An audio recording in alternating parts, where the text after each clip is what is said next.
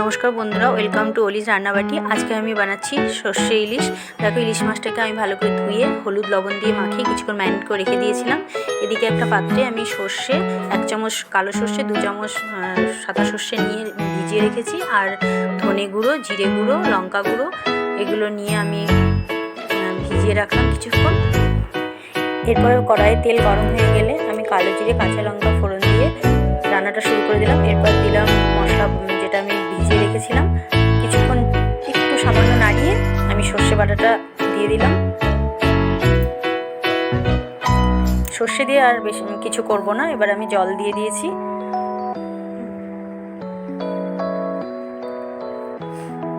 দেখো কি সুন্দর একটা কালার। তারপর বন্ধুরা দেখো, আমি মাছগুলোকে ছেড়ে দিয়েছি।